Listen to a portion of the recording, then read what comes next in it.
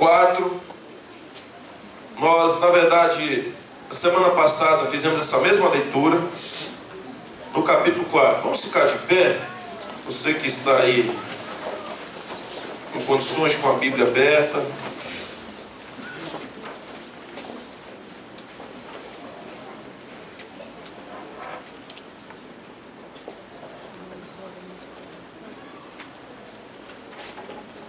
Muito bem, queridos. Diz assim: Adão teve relações com Eva, sua mulher, e ela engravidou e deu à luz a Caim. Disse ela: com o auxílio do Senhor tive um filho homem. Voltou a dar à luz, desta vez a Abel, o irmão dele. Abel tornou-se pastor de ovelhas e Caim agricultor. Passado algum tempo, Caim trouxe do fruto da terra uma oferta ao Senhor. Abel, por sua vez, trouxe as partes gordas das primeiras crias do seu rebanho. O Senhor aceitou com agrado Abel e sua oferta, mas não aceitou Caim e sua oferta. Por isso, Caim se enfureceu e o seu rosto se transformou. O Senhor disse a Caim: por que você está furioso? Por que se transtornou o seu rosto?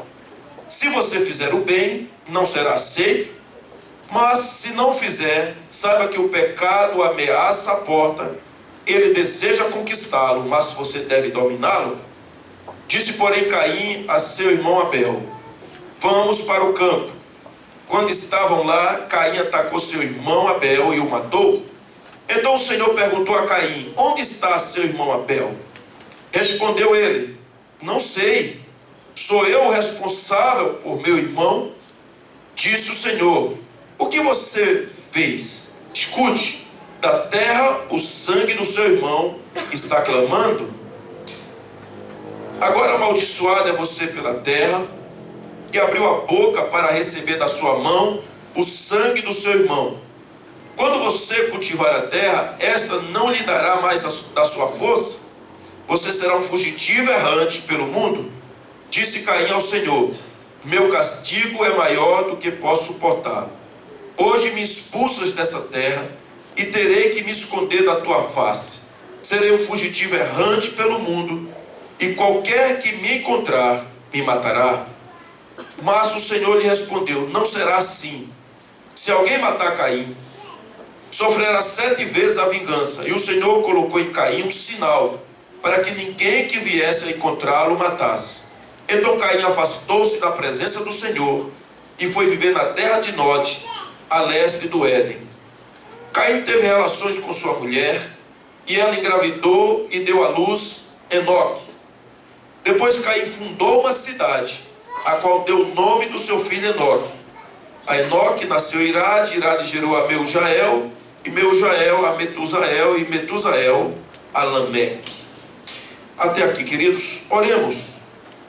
Pai querido, bendito seja teu nome. Tu és extraordinário e és maravilhoso. Colocamos o nosso coração em tuas mãos, porque tudo te pertence, tudo é teu, a nossa vida é tua, o altar te pertence. Senhor, a igreja é do teu Filho, e o Espírito Santo habita em nossas vidas. Por isso, Pai querido, nós não confiamos em nós mesmos, mas confiamos na tua palavra. Por isso, nós também nos rendemos aos teus pés, para que o teu Espírito Santo faça a obra, Senhor, a qual o Senhor já determinou, de tal maneira que nós possamos ouvir a tua voz, aprender do Senhor. Senhor, nós sabemos que tudo é teu, tudo pertence ao Senhor. A ti a honra, a glória, o poder e a majestade. Riquezas e honras vêm de ti. Tu dominas sobre tudo. Por isso nós louvamos o teu nome, nós confessamos a nossa vida. Nós, Senhor, ficamos aos teus pés e pedimos que o Senhor não só nos perdoe, mas nos revista com o Espírito Santo.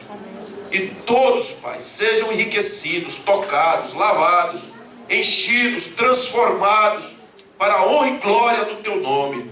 Oramos a ti, em nome de Jesus. Amém. Podem sentar, queridos.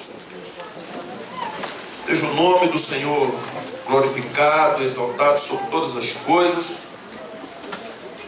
Queridos, meus irmãos, meus amigos, semana passada nós falamos sobre esse mesmo texto, dando uma entrada, falando a respeito de Caim e Abel, do culto que foi prestado por Caim, o culto prestado por Abel e o culto que o Senhor aceitou. E não só o culto, mas a oferta. Tudo continua, nós somos chamados para ofertar a nossa vida ao Senhor. E precisamos tirar grandes lições, porque Eva começa dizendo que com a ajuda de Deus, isso na versão NVI, uma versão um pouco já mais transliterada do que a revista atualizada, ela diz isso. E de fato Caim, ele era o alvo do carinho de Eva, né? Quem tem o primeiro filho sabe como é isso. Fica assim extremamente abismado com como Deus faz. Então Eva era uma mulher muito feliz. Depois o Senhor deu mais um outro filho, do qual ela colocou o nome de Abel. Nós aprendemos na semana passada que Caim, crescendo junto com Abel, ele herdou a profissão do pai, que foi cuidar do campo. Já Abel não copiou a profissão do pai, ele foi cuidar de animais. E uma coisa que vimos é que Caim era uma pessoa obstinada. Ele tinha autodeterminação, ele tinha uma arrogância própria, ele tinha uma independência. Era assim que Caim era. Ele era esse homem, um homem que batia no peito e dizia: eu resolvo a minha vida, eu resolvo aquilo que precisa ser resolvido, eu tomo as minhas decisões. E por isso ele era um homem que inclusive resolveu adorar a Deus dentro dessa maneira dele. Ele não pensou em Deus quebrá-lo, mudá-lo e dizer: você deve adorar do jeito que eu quero, mas ele decidiu, na sua autodeterminação, na sua independência, na sua arrogância, adorar a Deus. Porém, não era a melhor forma que Deus queria que ele adorasse. E isso nos remete a uma reflexão, todos que estão aqui. Nós não apenas somos chamados a prestar um culto a Deus, mas também a forma do nosso culto, se ela está sendo aceita ou não a Deus. E muitas vezes, da nossa adoração, do nosso culto, ou da nossa oferta, às vezes o Senhor está falando assim: eu não aceito. Aliás, eu pensando nessa questão de Caim e Abel, nós ficamos assim, muito analisando a nossa maneira de viver, porque o que eu entendo é o seguinte: Caim fez um esforço tremendo, e Abel também. Mas um culto desse, o Senhor disse: eu reprovo, não só a forma como o próprio cultuador. É uma coisa muito difícil. E eu acho que aí reside, talvez, pense bem, a frustração de muitas pessoas. E não saber por que as coisas não andam, porque às vezes não há certas libertações, o que está havendo. Então, há um conflito nessa relação de Caim e o Senhor, pois o Senhor é aquele que olha para o coração do homem. O Senhor disse isso quando estava falando e instruindo Samuel em relação a escolher o novo rei para Israel. Ele disse: eu não sou o homem, eu olho para o coração. Agora vocês olham para a aparência. Em outras palavras, todo mundo aqui, a maioria, espero, quase todos, se ajeitaram bastante para vir para cá. Tomaram banho, tal, se cuidaram. Mas isso tudo não é a impressão que vai ter primeira para Deus. O Senhor estava olhando na hora que você estava lá, dizendo: eu vou à igreja, né? Outros: eu vou resolver alguma coisa, ou indo a outra igreja, ou algum local. Mas o Senhor estava vendo isso, como nós estávamos para chegar aqui. Então essa nossa relação com Deus não é apenas cumprir os ritos de uma fé, os ritos de uma religião. Não é apenas isso. Mas o Senhor, Ele quer ver se nós estamos com sede dEle, de sentir a presença dEle, de adorar genuinamente a Ele, de ouvir a voz, de receber as diretrizes, de ter prazer na palavra dEle. É isso que o Senhor almeja, espera e quer para poder aprovar. Por isso que não pode ser de qualquer forma. Só que Caim não queria que fosse dessa forma. Aliás, ele não tinha esse desejo de ser transformado pelo poder da palavra. Porque é isso que nós precisamos passar diuturnamente, a transformação lá no íntimo, pelo poder da palavra. Irmãos, olhe bem aqui. Todos nós temos uma necessidade de sermos, a cada dia, a cada instante, tocados pelo Senhor, sendo transformados. Áreas escuras, o Senhor querendo e trabalhando ali. Então, nós precisamos disso. E Caim, ele fazia um culto diferente. Ao invés, então, do sorriso no coração de Caim, porque ele é reprovado, nasce o quê? Um ódio, um ranço, uma ira, uma raiva, um pré-julgamento. Não é assim? Eu já conheci pessoas que falam assim: depois que eu me tornei crente, as coisas não melhoraram, até pioraram. Lá em casa até o negócio ficou pior. Aí, se as coisas não vão bem, às vezes eu conheci gente que arranjou um namorado e o namorado foi embora e a pessoa fala: não vou mais para a igreja. Mas tem.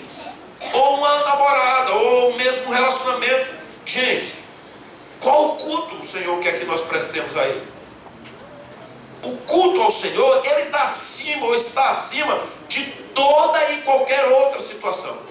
Amém? Amém. É um culto que primordial, não é se a minha mulher vai me aprovar no culto, mas é se o Senhor está aprovando, porque eu posso estar aprovando a sua maneira de ser, de falar, de agir. Eu posso estar olhando assim a sua performance e o Senhor está dizendo: eu não estou a favor, eu não sou com isso. O que é que gera no coração de Caim? Uma ira, uma raiva. Ele vem ao Senhor, ele presta um culto, o Senhor fala assim: olha, Caim, tem algumas coisas que precisam ser trabalhadas na sua vida e nessa oferta. E então dentro dele gera uma raiva, uma ira, porque ele vê Deus sorrindo para Abel, mas vê Deus não sorrindo para ele, mas não vê Deus de cara feia. O Senhor está lá dizendo assim: nós precisamos consertar esse altar aí. Quando o Senhor reprova o nosso culto, não é para ficarmos irados, mas o Senhor está amorosamente querendo consertar o nosso altar. Que nós venhamos consertar. Nós já vimos isso, porque na hora que Caim, ele fecha o rosto, a cara para seu irmão, é o que está lá em Mateus 5, que nós lemos a semana passada, do versículo 21 a 26, que o Senhor amplifica o que já estava dito aqui, de que a morte, eu posso eliminar o outro, matar o outro, apenas no meu coração. Eu não preciso puxar uma arma e atirar, ou enforcar a pessoa, empurrar de um precipício abaixo, ou meter o carro por cima. Necessariamente não. Eu posso matar alguém lá no meu coração, falar assim: você para mim morreu, você já foi embora tarde. Muitas vezes nós assassinamos alguém lá dentro da nossa alma. Isso não é muito difícil. Então, queridos, Caim tenta fugir das consequências dos seus atos, a partir aqui do versículo 9, que é onde eu quero começar agora, que diz assim: então o Senhor perguntou a Caim. Lembrando que no versículo 8, eu falei até semana passada, o Caim, ele mata o Abel. Mas no versículo 9, que é onde eu agora passo a explanar, o Senhor pergunta a Caim: onde está seu irmão Abel? Onde está seu irmão Abel?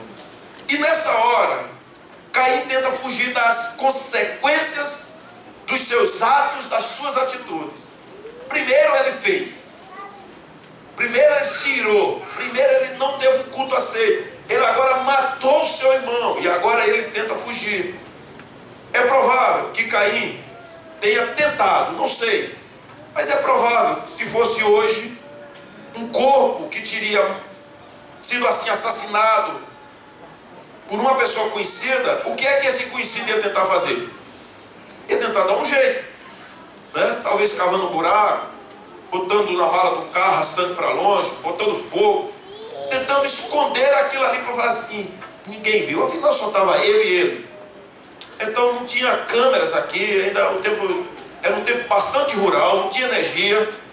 Então, melhor forma, deixa eu esconder esse corpo aqui, e eu chego em casa, alguém perguntar, eu conto uma história, como os filhos de Jacó contaram. Ah, ele morreu, um animal feroz pegou ele, conta uma história aí. Queridos, talvez ele tenha imaginado, ninguém viu. E alguém contou uma vez, ouvindo um pastor falando assim, a síndrome das férias, lembra disso? Você pega, está de férias e fala assim, eu vou fazer uma viagem. Então se manda para um lugar distante. E lá você fica muito à vontade. Afinal, quem está ali vendo? Você está numa região distante, lembra que não tem nenhum parente seu, você fica muito à vontade. Eu vou falar uma, mas vai falar do próprio pastor. Diz que uma vez um pastor ele saiu de uma região do sul e foi aqui para uma região do nordeste. Tudo que ele tinha vontade de tomar eram umas caipirinhas. Ele nunca tinha tomado. Aí ele chegou num bar, num restaurante lá, no local na beira da praia, assim, ele estava só, e ele pediu ao garçom, ele disse assim, estraga uma caipirinha. Aí ele trouxe, e ele gostou, era a primeira vez, ele gostou e disse, mais outra.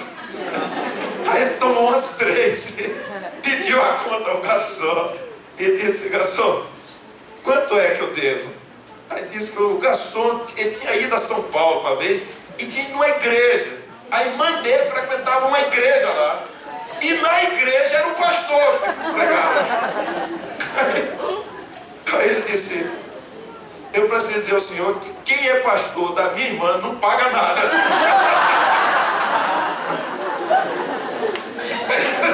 Você me conhece?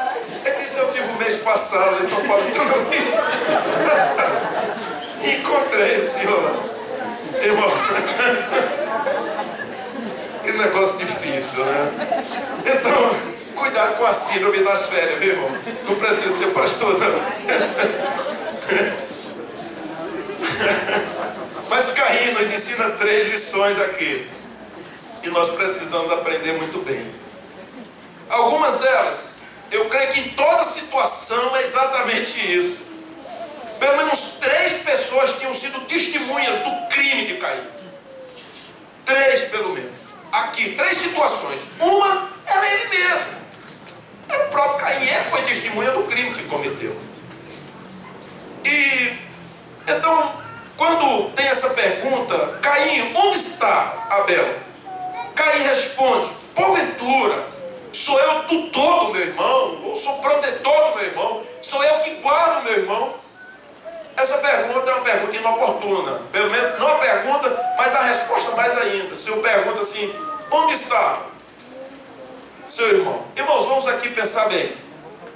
Alguém aqui, mais velho, já ficou em casa e os pais saíram e recomendou o que ao mais velho em relação aos outros irmãos? Você cuida do seu irmão mais novo. É responsável por ele, tá? Olha, lembre-se, não é assim? Fique de olho. Em outras palavras, você é responsável ou não pelo seu irmão? Totalmente. Era, naquele dia era lá. Quando Caim diz assim, porventura eu sou tutor do meu irmão, o Senhor nem respondeu. O Senhor disse assim, claro que é. Você é responsável. Ora, eu sou responsável não só pelos meus filhos, mas sou responsável pela sua vida. Se a Bíblia diz que eu tenho que amar o meu irmão e zelar por ele, eu sou responsável pela vida dele. O Senhor diz lá no 10º mandamento, a respeito de que o homem não poderia cobiçar nada do outro homem, nada, nem o boi, nem a mulher, nem nada. A tradução amplificada daquele que está em Êxodo 20, no 10º mandamento é: você é o responsável pelo bem-estar do seu próximo. Então, mesmo ainda não sendo o tempo da lei, Caim já sabia dessas coisas. Porque Deus tinha um diálogo aberto em relação, desde do Éden, com Adão, com Eva e com os filhos. Você vê que era uma conversa normal. Não é um Deus escondido, é um Deus presente, batendo papo com Caim ali. Deus já estava vendo a ira dele, o semblante mudado, e ele conversando, tentando aplacar. Olha, Caim, o pecado está à porta, jaz ali para acontecer, cabe a ti dominá-lo. Ele já estava dizendo isso. Então nós somos essa pessoa responsável pelo outro. Por isso que todos aqui são responsáveis nesse sentido. Por isso, amados, para uma consciência pesada, uma consciência acusatória, não há justificação enquanto não abrir a boca e não confessar. Porque nós tentamos cauterizar a consciência, tentamos burlar, narcotizar, alcoolizar. Nós tentamos fazer com que a nossa mente venha a esquecer. Quantas pessoas para resolver uma situação, elas ou bebem mesmo álcool à vontade, algumas se drogam, alguém que está muito viciado em cigarro fuma bastante também, porque dá uma mudança no comportamento, acalma um pouco a parte nervosa, não é? Tentar abafar a situação, sedar o outro, ou seja, alguma situação que facilite e que eu fique vivo e o outro eu posso escondê-lo. Então a mente, quando ela está nesse sentido, essa consciência é a consciência pesada. Eu posso dizer a vocês, não há nada que justifique, porque na hora que passa o efeito, volta de novo a acusação. Então só tem uma saída, tem que abrir a boca e falar. Então dentro da minha alma, aquela coisa fica como uma onda, vai e vem, vai e vem. Há um grito, e esse grito que está lá dentro, ele é muito superior ao grito talvez das sirenes, do dia a dia, do barulho. O grito externo se torna menor do que o grito que está lá dentro da minha alma. A palavra de Deus, ela é quem vai revelando o nosso coração. A palavra de Deus, ela esgarça a nossa vida. É maravilhoso isso. A palavra de Deus, ela bota a mão lá dentro, assim, das vísceras e puxa. E nós não podemos fugir. Por isso, queridos, quando nós lemos, por exemplo, Romanos capítulo 1, capítulo 2, capítulo 3, capítulo 4, estava fazendo essa leitura hoje e estava vendo isso. O Senhor diz assim, lá em Romanos 1 tem aquela questão de que o Senhor, ele está às vezes tão evangelizado do pecado das pessoas, de ser uma situação tão repetitiva, que ele chega e fala assim, desprezou a consciência. Em outras palavras, Deus disse assim, você quer isso aí? Pronto, eu desprezo você.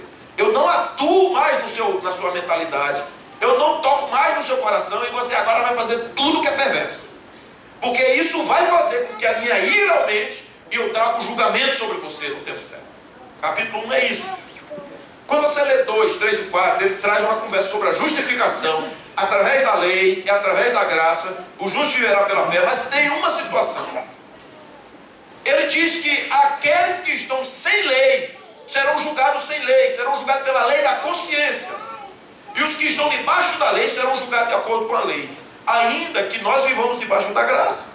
Mas há uma lei que, se nós quebrarmos, essa lei trará um juízo para nós.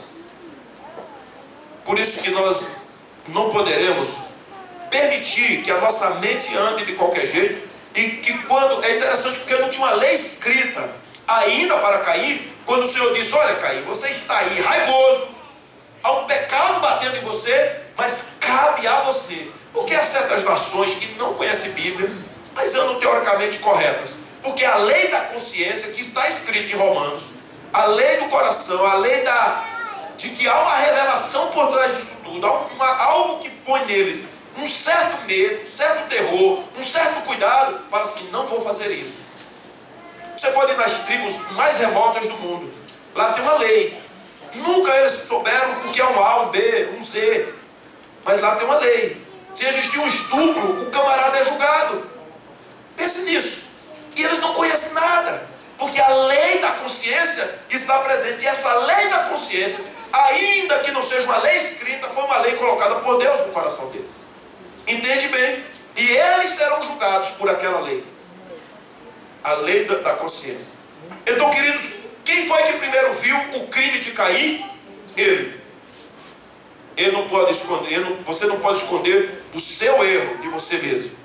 O seu crime, o seu tropeção, de você não pode esconder. E não adianta tentar burlar a sua consciência. A segunda pessoa que viu, Deus.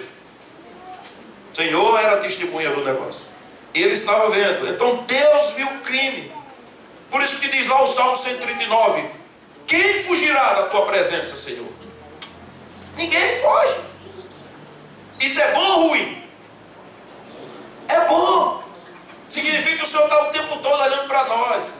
Gente, quando eu vejo o diálogo do Senhor com Caim, um criminoso, um sanguinário, e Deus não desiste desse rapaz, então eu tenho paz, porque eu estou vendo que ele não desiste de mim. Então o Senhor está me vendo o tempo todo, em todo o tempo, me dá tranquilidade, me dá paz, até dos meus erros, me dá paz, para que eu possa voltar e dizer, Ele está me vendo, e Ele tem misericórdia de mim. Perguntaram a Davi, o Natan disse, Davi, tu queres cair aonde? Na mão dos inimigos ou na mão de Deus? Ele disse, deixa eu cair na mão de Deus, porque o Senhor é mais fácil ter misericórdia, os meus inimigos não, eles vão comer a minha carne. Então é bom quando você, mesmo errando, saber que os olhos do Senhor, as chamas dele, as lentes dele estão em cima de você. Deus viu. E mesmo assim ele foi tratar o coração de Caim, de um homem que tinha acabado de cometer um crime. O Senhor esteve lá. Deus mesmo começou a confrontar a Caim. Irmãos, olhe para mim. Se há uma coisa que Deus não tem medo, é de confrontar você com o seu pecado. Ele não tem medo. Ele vai lá. Deus não fica fazendo arrudeios como nós fazemos às vezes e tal, não sei como chegar na pessoa, o Senhor vem cá e pã. Não tem conversa não. É no ato, é no cru mesmo, é ali, ao meio-dia no sol. Então, queridos, ele viu, ele quis tratar o coração dele. Deus mesmo começou a confrontar o seu pecado, os seus atos, os seus erros. Irmãos, e haverá um momento em que não adianta mais a gente ser fugitivo do Senhor, pois todo infrator, todo rebelde, toda pessoa que foge, o Senhor fala, eu quero tratar você. O Senhor está atrás de mim e de você. A melhor coisa é que nós não fujamos, mas que nós venhamos aos pés do Senhor e declarar toda a fraqueza, cair aos pés dele e dizer, Senhor, eu estou aqui. Para onde fugirei da tua presença? Eu me rendo. Irmãos, a gente pensa que Deus vai matar a gente, não é verdade? Mas o Senhor tem misericórdia. Ele tem compaixão. Então, queridos, como é que nós poderemos construir coisas extraordinárias na nossa vida? Como é que nós poderemos dar um passo a mais? Coisas que deixam marcas positivas em nós mesmos, até mesmo na sociedade e nas outras pessoas. Como nós faremos isso? Então nós poderemos construir situações difíceis. Caim construiu um caminho de dor, de amarguras, um caminho de destruição, abrindo feridas nele e em outras pessoas. Foram desgraças e coisas vergonhosas. Às vezes, alguns de nós também fazemos as mesmas coisas, ou fizeram conosco.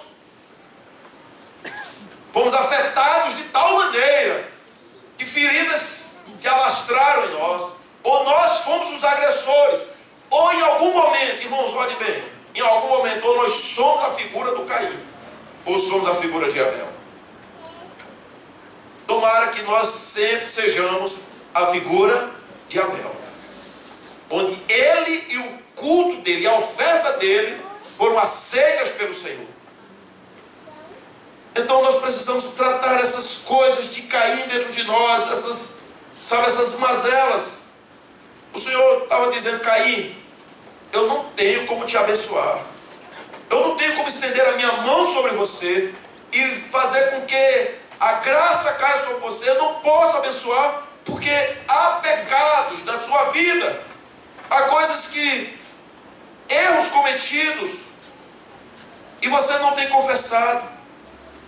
Eu não consigo fazer o extraordinário com você, porque eu fui testemunha do que você acabou de fazer.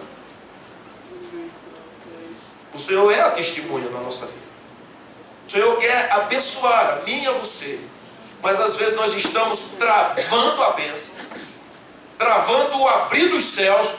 Você pode falar, pastor, eu sou dizimista, está lá escrito em Malaquias, o Senhor abrirá as portas, porque eu sou ofertante. Irmãos, cada coisa certa que você faz, louvor e honra e glória para o Senhor. Mas nós temos que revisar cada área da nossa vida sempre. Porque talvez pior do que maldição é qualquer um de nós ser confrontado pelo Senhor e ter coisas para que sejam tratadas e a gente resiste. Está ali e a pessoa, não, agora não. E se desculpam, e arranjam, e protelam, e cria até uma espiritualidade naquele negócio, e dá uma religiosidade, e arranjam situações que não justificam, mas explicam de uma certa forma. Então, nós precisamos muitas vezes, durante a nossa história, todas as vezes que surgir uma úlcera, uma ferida, precisa ela ser espremida e ser tratada. Todas as vezes. Não adianta fugir de si mesmo. Aliás, quem consegue fugir? Nenhum de nós. Então, às vezes, há um momento que é como Caim, ele disse aqui, não consigo suportar isso. Quando ele é tocado pelo Senhor, quando o Senhor diz essas coisas para ele, diz que a terra será amaldiçoada, que abriu a boca. Caim disse assim lá no versículo 13, meu castigo é maior do que posso suportar. Eu não aguento levar essa carga. Eu não suporto essas situações difíceis. Queridos, mas olha o versículo 15. Mas o Senhor lhe respondeu, não será assim. Não será assim. Se alguém matar a Caim, sofrerá 7 vezes a vingança. E o Senhor colocou em Caim um sinal, para que ninguém que viesse a encontrá-lo matasse. O versículo 15 é uma intervenção direta de Deus na vida do pecador. O versículo 15 é o Senhor dizendo, mesmo você sendo quem é, assassino de coração, ou fisicamente, cometendo desastres, erros, já tendo feito tantas coisas, eu agora estou dizendo, não será sempre assim. Você não precisa fugir. Venha, espere, porque eu quero tocar em você. Ele disse que colocou um sinal, colocaria um sinal para que ninguém toque em você. Sabe que sinal é esse, irmão? É o sinal da graça de Deus. A graça de Deus, ela toca o miserável, ela toca o pecador, ela toca o moribundo, ela toca aquela pessoa que de repente já não se aguenta mais em si. E ele vai lá e toca nessa pessoa e fala assim, apesar de eu toque você, porque eu tenho prazer em restaurar você, para que você venha louvar o meu nome. É o amor de Deus. A Bíblia diz que onde abundou o pecado, superabundou a graça. Aleluia. Superabundou a graça. E isso é extraordinário, porque a graça de Deus, irmãos, nos levanta, não é verdade? A graça de Deus nos abraça, nos agracia, a gente se sente pertencente ao Senhor de novo. Você fala assim, rapaz, vale a pena ser amado por esse Deus. Glória a Deus. A graça do Senhor faz com que a gente aguente certas truculências da vida, situações complicadas, porque o Senhor libera a graça dele para aquele que está em total miséria, desgraça, chafurdado na lama, lá embaixo, no fosso, sem esperança.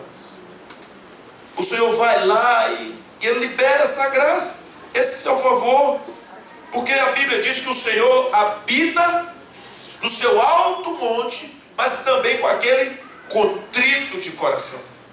A pessoa dessa coisa, o Senhor esplendoroso, num trono fantástico, rodeado de anjos, arcanjos, querubins, serafins, trombetas tocando, aquela glória imensa.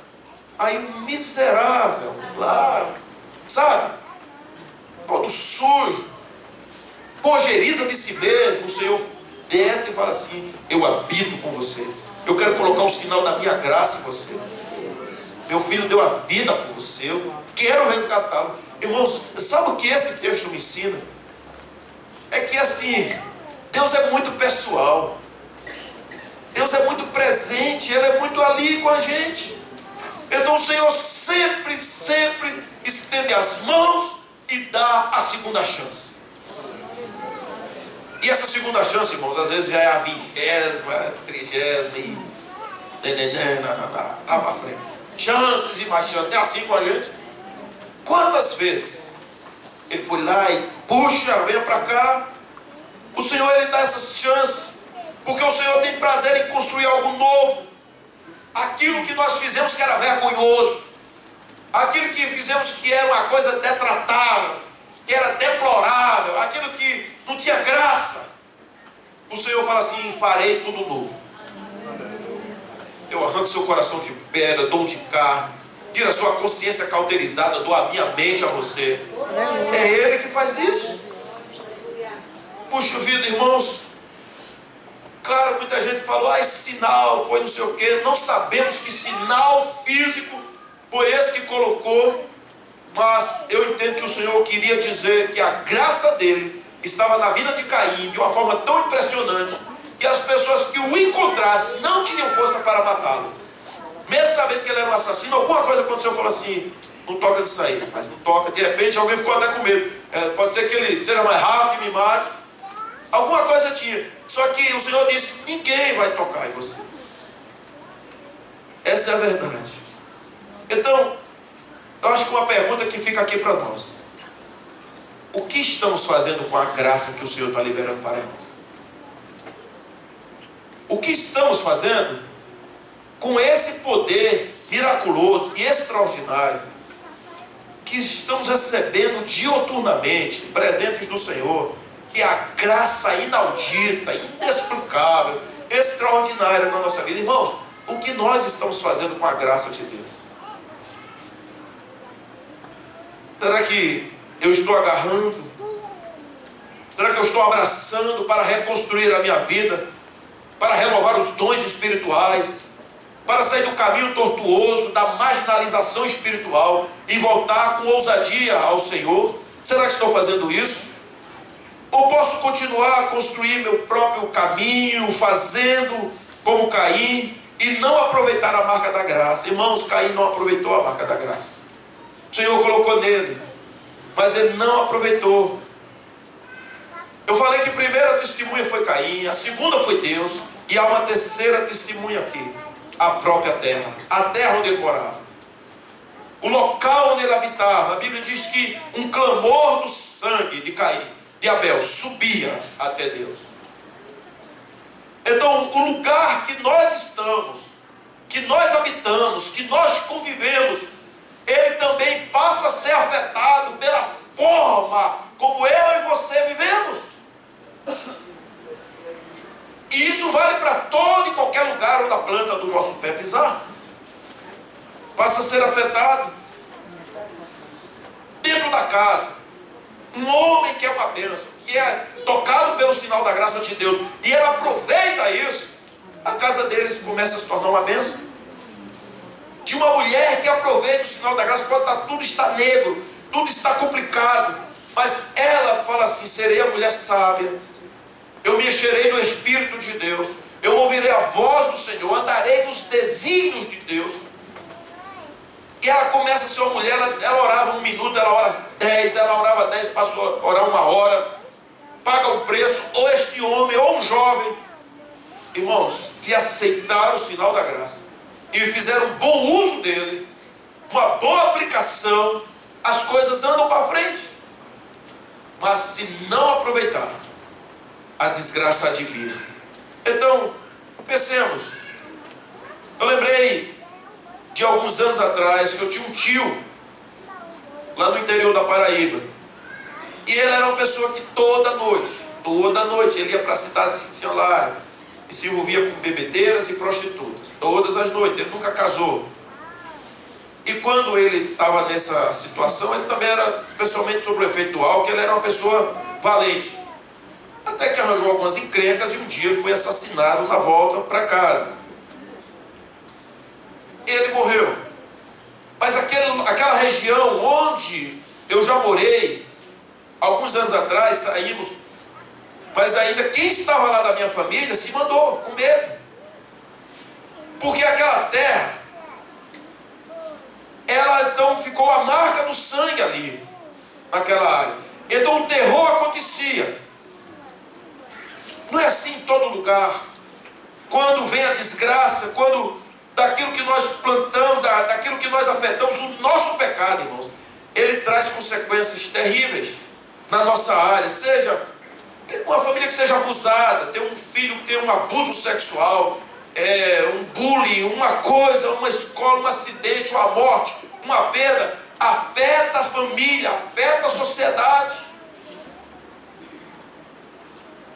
Há uma sensação de incoerência, de injustiça, de insegurança por conta dessas coisas. Então escute, onde a justiça prevalece, onde a graça de Deus é aproveitada e é trabalhada, as coisas mudam para melhor, mudam para que venham funcionar. Nós sabemos disso.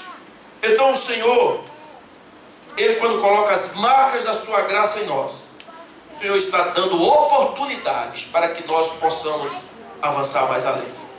Para que nós sejamos bênção dentro da nossa casa, dentro lá do nosso trabalho, lá onde ganhamos o pão, na fila do banco,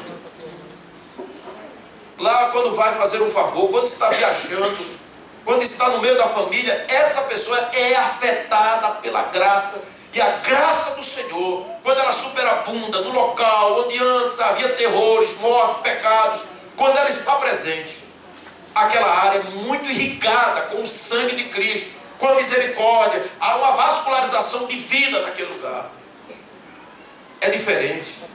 Se você habita num local onde só falam mentiras, calúnias, onde tem todo tipo de conversas tronchas, se você é um homem, uma mulher de Deus, que está curado, está tocado pelo sinal da graça de Deus e faz um bom uso disso, irmãos, alguma coisa vai mudar na sua área. Não tem como, não vai ser afetado.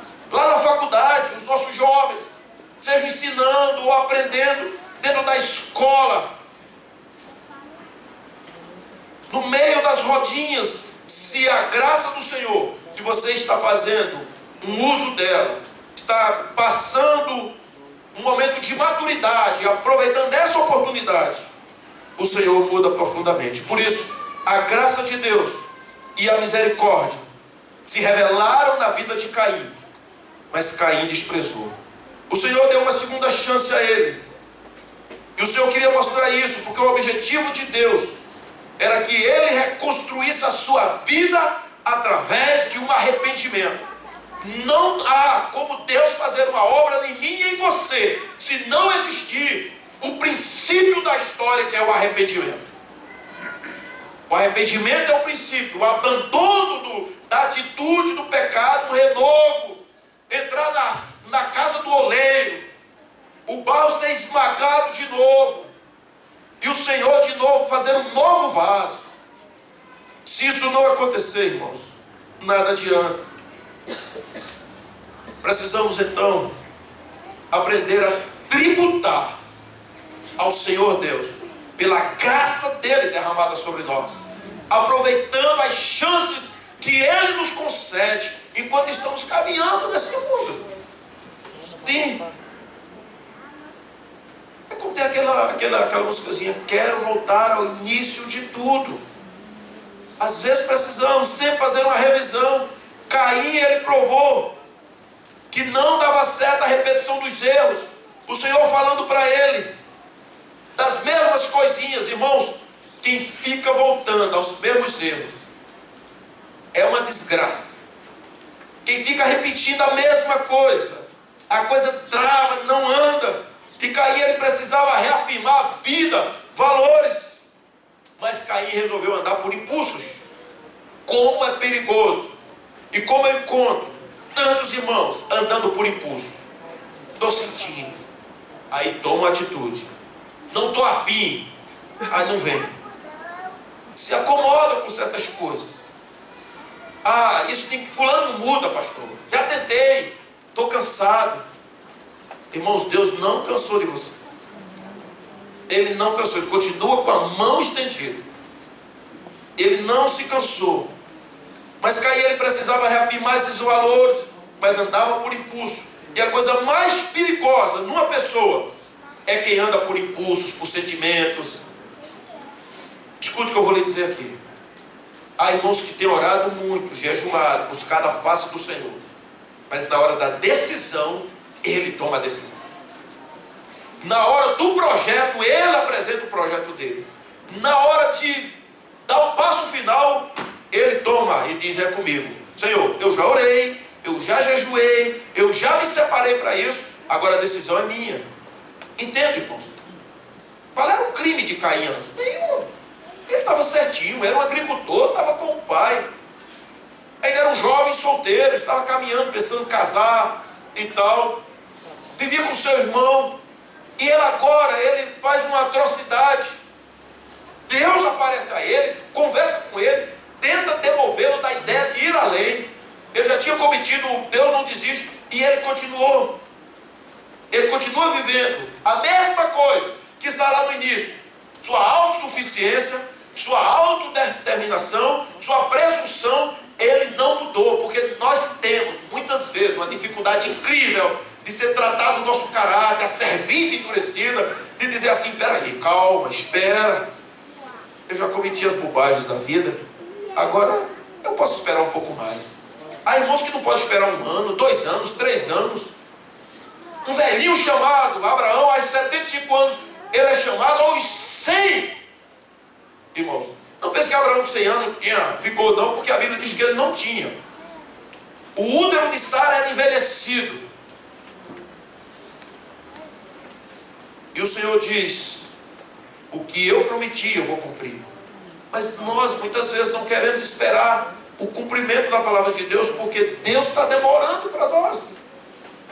Então, é como disse essa situação. Quando você lê aqui, eu estou imaginando no final, veja só o que diz. Versículo 17. Isso tem uma importância muito grande para a conclusão dessa mensagem na sua vida. Caim teve relações com sua mulher, e ela engravidou e deu à luz Enoque. Depois Caim fundou uma cidade, a qual deu o nome do seu filho Enoque. Se você voltar um pouco mais, no versículo 16 está escrito o quê? Então Caim afastou-se da presença do Senhor e foi viver na terra de Nod, a leste do Éden. Gente, ele já tinha feito tantas coisas erradas, no 16 está pior.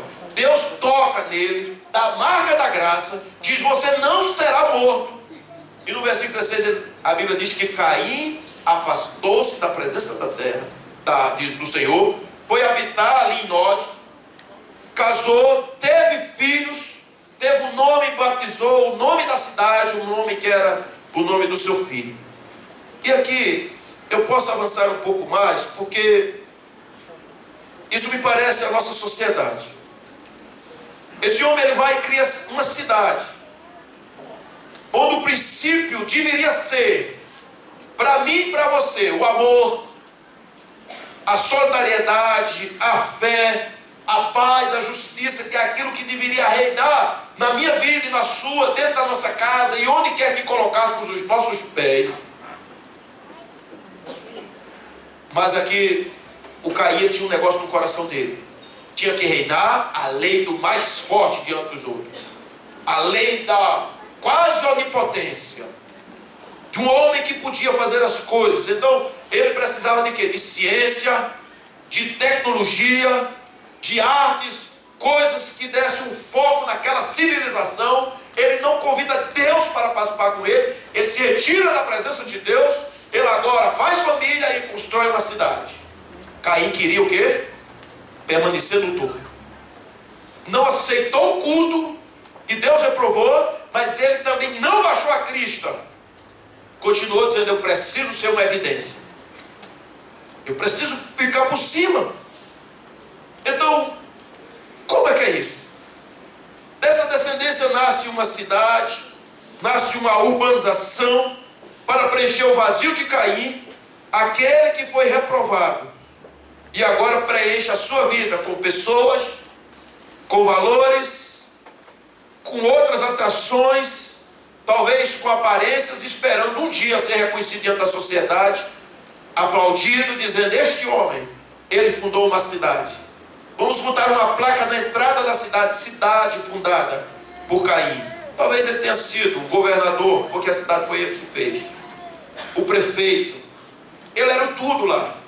Ele precisou dos aplausos dos homens, do reconhecimento humano, para permanecer caminhando com a sua autossuficiência, com a sua alta arrogância.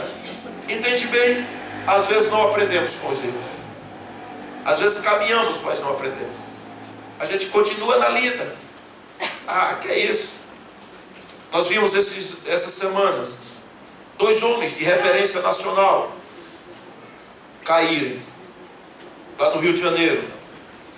Um com mais projeção do que o outro, porque já foi candidato à presidência da República, foi governador do Rio, foi prefeito de Campos. O outro também tem uma longa história, praticamente ao mesmo tempo, 3 vezes deputado federal, governador. Um homem que tem uma projeção. Mas a coisa mais difícil que nós encontramos nos nossos homens públicos, quase nenhum deles, é chegar e dizer assim: eu preciso confessar aqui, eu fiz mal à minha nação, fiz mal a mim, fiz mal a Deus, eu fiz mal ao erário público, e estou arrependido. Sobre muito sofrimento, alguns deles terminam confessando. E se tem um negócio que nós não nos alegramos é com isso. O país, por causa da arrogância de muitos, que mesmo conhecendo a palavra, irmão, se os homens que conhecem a palavra de Deus na nossa nação não confessam os seus pecados, por que é que nós deveremos exigir dos que não conhecem? Pense nisso. Se nós que somos conhecedores da palavra não confessamos, não reconhecemos os erros e arrogantemente falamos diante dos holofotes que estamos certos, como esperaremos que a nação se curve? Por isso que está essa balbúrdia, essa confusão, quando vemos os nossos policiais sendo fuzilados no ar, e está esse lamaçal do nosso país. Então nós precisamos aprender as oportunidades de Deus na nossa vida. Deus está nos dando oportunidades hoje. Primeiro, como Ele deu a Abel, o melhor que você tem na sua vida, primeiro, ao Senhor. Abel fez isso. O culto aceito. As primícias do seu coração ao Senhor. E os seus presentes, o melhor que tinha, a Deus. Por isso que o Senhor aceitou. Então, queridos, esses princípios, nós somos chamados. E hoje a fazer escolhas. Olhando para nós, olhando para a nossa sociedade, nós precisamos então saber que sociedade nós queremos dentro da nossa casa. A sociedade de Abel ou a sociedade de Caim? O que nós faremos como escolhas? Porque a